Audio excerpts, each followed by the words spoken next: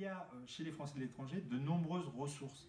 Et donc, là, parmi les gens qui posent des questions, je connais Bruno Elbenich, il est enseignant, docteur. Jean-François Deluché, il est enseignant.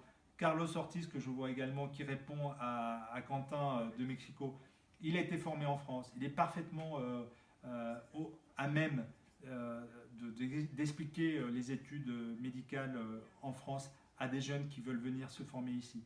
Donc je crois en effet qu'il faut à tout prix changer un peu de mentalité, associer largement, de manière horizontale, aller partout chercher les compétences, pas se contenter simplement d'une action institutionnelle qui est limitée, qui ne fait pas appel aux ressources dont nous bénéficions à l'étranger. Et c'est un des apprentissages que je tire, moi, en fait, depuis que je suis député des Français de l'étranger pour l'Amérique latine. Tout ça doit être mis à contribution de manière collective, de manière assez humble, en fait. Et je crois que c'est aussi la discussion qu'on doit avoir sur la manière dont la France se déploie à l'étranger. Moins de manière monarchique, une sorte d'État en majesté très verticale, avec des personnels qui sont très compétents, mais qui parfois connaissent moins bien le pays que des Français établis depuis longue date. On peut être tout à la fois. Et je pense qu'il faut faciliter cet esprit-là, cet esprit de communauté française, et puis aussi pousser au changement nécessaire en fait, de la mobilisation de la France à l'étranger. Moi, ce que je constate, c'est un pays à la fois qui, en Amérique latine et dans la Caraïbe, est aimé, mais ça ne suffit pas.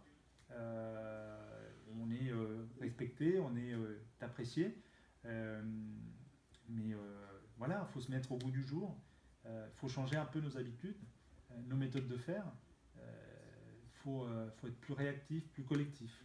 Voilà. J'étais un étranger en fait en Colombie, en Amérique latine, dans le continent où je suis né. Et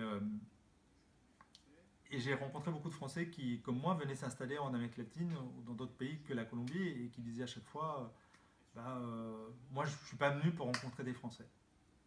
C'est vrai, on rencontre d'autres gens, mais d'abord je voudrais dire qu'en Amérique latine, plus de 65% ce sont des binationaux. Donc quand vous rencontrez un Français, vous rencontrez aussi un Argentin, un Brésilien, un Colombien, un Mexicain. Vous ne rencontrez pas quelqu'un qui, comme vous, vient d'arriver. Donc ce n'est pas un empêchement pour s'imprégner du pays, de l'histoire, de la culture, de la langue. Bien au contraire, ces Français-là sont des vecteurs, des accélérateurs d'intégration dans les pays. Donc il faut avoir ça en tête. Et puis, combien même, parler notre langue, confronter nos expériences, c'est utile, on gagne du temps, on va plus vite, on appréhende plus rapidement le pays. Et moi, c'est ce qui m'est arrivé, j'ai pris contact avec une association, bon, pas très enthousiaste au départ, et puis finalement, j'ai commencé à aller au dîner, on a fait une lettre électronique, on a mis en place un site, et franchement, je garde à la fois des amis que je vois quand je retourne en Colombie, et puis une très belle expérience, parce que j'ai appris des choses que j'aurais pas pu apprendre seul, en fait, d'abord parce qu'on est aussi formé d'une certaine façon, une langue, une culture, c'est un univers particulier, et que avoir ça en partage avec d'autres, ça nous permet d'aller plus vite, et on est plus intelligent à plusieurs que tout seul.